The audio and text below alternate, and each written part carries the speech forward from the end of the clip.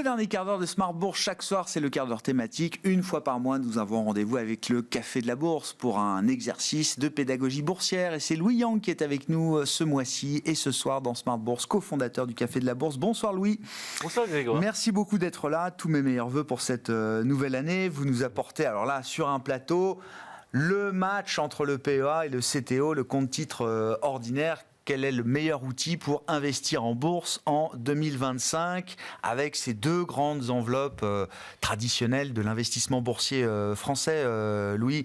Prenons le PEA pour commencer. Quels sont les grands avantages du PEA pour investir en bourse? Quand on pense PEA, on pense évidemment à la fiscalité attractive. Très clairement, c'est vraiment l'atout. C'est que lorsque on ne sort pas du PEA, il n'y a pas d'imposition dessus. Donc on peut faire ces opérations, générer des dividendes, des plus-values au sein du PEA sans être imposé. Et pour un PEA dont la date d'ouverture a plus de 5 ans, si on sort, on paye uniquement les prélèvements sociaux qui sont de 17,2% actuellement. Donc ça, c'est vraiment le principal atout du PEA. Et c'est bien dans cette affaire la date d'ouverture du PEA qui compte. Alors généralement, il faut mettre un peu d'argent dessus, mais vous n'êtes pas obligé de l'abonder fortement. C'est bien la date d'ouverture qui compte pour cette période de 5 ans. Hein. Tout à fait, on peut prendre date. D'ailleurs, les montants, ça dépend des intermédiaires financiers. Mais c'est peut-être 500 €. Enfin, vraiment, on peut ouvrir un PEA et prendre date le plus tôt possible sans forcément l'abonder régulièrement ou avec des montants conséquents. Bon. Donc, de l'autre côté, nous avons le CTO, le compte titre ordinaire. Quels sont les avantages du compte titre pour investir en bourse? Alors, le compte titre, du coup, c'est la flexibilité. Parce que avec un compte titre, normalement, on a la possibilité, théoriquement, on a la possibilité d'investir sur tout type de produits financiers, des actions du monde entier. Donc, ça, c'est la théorie. Et en fait, en pratique, ça va dépendre des comptes titres. En fonction du compte titre qui est proposé par la banque ou le courtier en bourse ou le courtier en ligne, les accès aux produits vont tout de même différer, mais on va dire qu'en théorie, on a vraiment la possibilité d'avoir accès à un panel très large de produits d'investissement et ça permet de mettre en place des stratégies assez évoluées si on le souhaite. À condition que le courtier ou la banque vous les propose, quoi. C'est exactement. Ça l'idée. Je comprends. Ok. Bon, si on regarde les inconvénients de ces deux enveloppes pour le PEA, qu'est-ce qui est peut-être moins bien disant ou pénalisant quand on se sert d'un PEA pour investir en bourse? C'est les contraintes en termes d'actions ou de produits qu'on peut prendre. Ça va être à l'inverse du compte titre, exactement. On va être restreint aux valeurs européennes et après on va avoir un certain panel d'OPCVM ou d'ETF possible. Avec les ETF, il y a aussi une possibilité de contourner un petit peu l'accès aux valeurs européennes uniquement. Mais voilà, on peut mettre un ETF monde dans un PEA, c'est ça. Et avec l'ingénierie financière aujourd'hui, c'est possible. Avec la réplication synthétique. Donc, du coup, mais par contre, on ne peut pas aller choisir une action en particulier. Non. Ça va vraiment être via des ETF qu'on pourra contourner ça. Sur le compte titre, où sont les limites du compte titre pour investir en bourse? Là, pareil, c'est l'inverse en fait. C'est-à-dire que le compte titre, il n'y a aucun avantage en matière de fiscalité. Donc, c'est soit la flat tax à 30%, soit si vous êtes au début des tranches marginales d'imposition, optez pour l'impôt sur le revenu au barème, plus les prélèvements sociaux qui s'appliquent. Bon, comment on choisit? C'est-à-dire là, pour 2025, ceux qui vont vouloir s'engager dans l'aventure boursière, quelles sont les questions qui doivent se poser pour choisir entre le PEA et le compte titre? Alors, ça va dépendre du profil. Et effectivement, il y a plusieurs critères de profil qui vont nous faire choisir soit un PEA, soit un compte titre. Par exemple, si on est un jeune investisseur, à ce moment-là, je pense qu'il y a un intérêt à vraiment prendre un PEA le plus vite possible pour prendre date, pour pouvoir après faire jouer le temps dont on dispose puisqu'on est jeune et capitaliser ses investissements. Donc le PEA, ça a un avantage par rapport à ça, surtout que lorsqu'on est jeune investisseur, souvent on est aussi un petit peu plus débutant. Donc le fait d'avoir un panel de produits financiers plus restreint et ne pas avoir accès à des stratégies plus complexes, ça peut être aussi un avantage. Donc pour ce type de profil, PEA. Est-ce qu'il n'y avait pas un PEA jeune, même à un moment? Je me demande. Oui, récemment. Il n'y a pas eu un PEA jeune aussi? Ça n'a pas beaucoup marché. Il y a un PEA jeune qui existe tout à fait pour les 18-25 ans. C'est ça. Oui, ça existe tout à fait. Je me disais bien.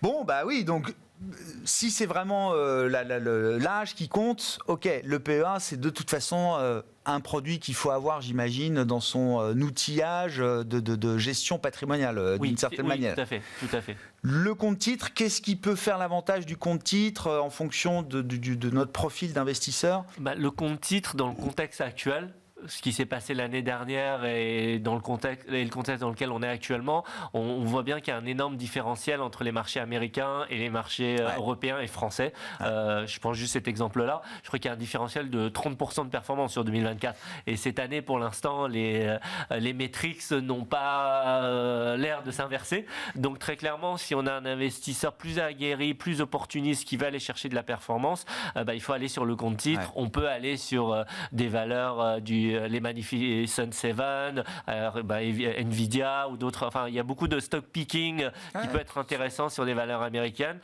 qu'on peut aller chercher via le compte titre. Donc, investisseurs plus aguerris qui ont envie de davantage diversifier, compte titre. Un autre profil aussi, c'est que on est quand même dans un contexte où il y a pas mal d'incertitudes. La volatilité, c'est quelque chose qui peut se maîtriser. Donc, si on veut mettre en place des stratégies plus évoluées, par exemple de couverture de portefeuille ou d'aller sur des produits dérivés, compte titre aussi. Ouais. Donc, plus de sophistication, exactement, on va dire, dans le compte titre, hein, c'est ça ? Exactement. Ouais. Bon, est-ce que l'un est exclusif de l'autre ou est-ce qu'on peut se dire je veux avoir un PEA et un compte titre ? Et est-ce que c'est une bonne idée d'avoir les deux ? Et dans quel cas c'est une bonne idée d'avoir les deux ? Voilà, exactement. C'est encore une fois, c'est une question de profil et c'est aussi une question de budget. Parce que si l'investisseur est faiblement capitalisé, qui débute, il est obligé de faire un choix. Par contre, pour un jeune investisseur avec peu de moyens, peut-être que le compte titre aussi peut avoir un avantage parce qu'il y a là, pareil, c'est l'ingénierie financière. Il y a les actions fractionnées depuis quelques années. Oui, bien donc, sûr. Si on veut acheter des valeurs qui sont très chères et qu'on veut diversifier. Un bout d'Hermès, plutôt que de payer 2000 ou je ne sais plus combien l'action Hermès aujourd'hui. Exactement, un dixième de 200 € sur Hermès, un dixième. Et ça, le PEA, c'est impossible de le faire via le PEA, un compte titre. Donc là, effectivement, pour ce type d'investisseur, il va falloir trancher en fonction de son horizon de placement, de ses espérances de gain, etc. Après, pour les investisseurs, on va dire, mieux capitalisés, avec plus d'expérience, effectivement, il n'y a pas d'exclusivité. C'est bien d'avoir les deux. On peut par exemple avoir un PEA sur lequel on a une stratégie un peu buy and hold, on investit sur du long terme. Surtout qu'au bout des 5 ans, on va pouvoir faire des retraits sans clôturer le PEA. Donc là, il y a un intérêt à sélectionner peut-être ce type de valeurs. Parce qu'il y a des valeurs qu'on a intérêt à garder. Fonds de portefeuille. Fonds de portefeuille toute une vie quasiment. Donc ça, PEA. Et après, aller chercher de la performance ou couvrir son portefeuille avec un compte titre, avec des approches un peu plus momentum sur des valeurs qui performent avec du trend, de l'analyse technique. Et une approche un peu plus patrimoniale d'un côté, plus active de l'autre. Exactement. C'est ça. Donc si on peut se le permettre, les deux sont complémentaires. Quand je dis se le permettre, il y a la partie financière, mais aussi la partie compétences, temps, donc vraiment global en fait. Bien sûr, oui, là on est vraiment sur les enveloppes à choisir, mais on a fait avec vous notamment des vidéos sur effectivement les règles pour se lancer dans l'investissement boursier, et il faut prendre le temps de le faire. Évidemment, je ne vais pas dire que c'est un métier, mais en tout cas ça demande du temps et de l'apprentissage pour être au clair avec l'investissement boursier. Bon, PEA, CTO, c'est deux grands incontournables de l'investissement boursier en France. Il y a d'autres enveloppes qui permettent aussi d'investir en bourse, on peut peut-être le rappeler. Oui, on a parlé du PEA jeune, il y a le PEA PME aussi. Oui. Alors ce sont des variantes du PEA que je pense qui ne sont pas forcément intéressants, sauf si on a vraiment atteint des plafonds et qu'on a des très gros capitaux. En revanche, il y a une autre enveloppe qui est une des enveloppes favorites des Français et auquel on ne pense pas forcément lorsqu'on veut investir en bourse. Je pense à l'assurance vie. Très clairement, l'assurance vie, ça a beaucoup évolué et sur les nouveaux contrats, notamment les contrats qui sont disponibles auprès d'intermédiaires en ligne, on peut acheter des actions en direct dans ces assurances vie. On a aussi on n'est pas obligé de passer par des fonds. On peut aussi détenir en direct des actions. On peut détenir des actions en direct dans de nombreux nouveaux contrats. Alors le minimum est plus élevé que sur un compte titre. Donc pareil, là il faut regarder au fonction de ce qu'on peut mettre et ce qu'on peut mettre et bien diversifier. Donc ça c'est une possibilité. Une autre possibilité, et là avec des capitaux moindres, on peut profiter des gestions pilotées, des gestions sous mandat ETF. Donc si on aime la gestion passive et qu'on veut investir en ETF, il y a des contrats d'assurance vie qui vont permettre vraiment être à 100% sur des ETF. Donc et surtout géré par soit un robot advisor avec les conseils d'un humain, soit par un gérant humain. Du coup, ça peut être très intéressant si on veut investir en bourse via des ETF, de penser à l'assurance vie parce que c'est aussi une enveloppe avec une fiscalité attractive. Très avantageuse. Et les ETF, en plus, sont réputés pour être des produits à moindre frais pour s'exposer au marché boursier. Merci beaucoup pour ces grandes clarifications au démarrage de cette année 2025 entre le PEA, le compte titre. On aura évoqué aussi l'assurance vie qui sont les grandes enveloppes disponibles pour investir en bourse. Merci beaucoup Louis. Louis Yang qui était avec nous, cofondateur du Café de la Bourse, entretien que vous retrouvez bien sûr en replay sur bismart.fr ou encore en podcast sur l'ensemble de vos plateformes préférées.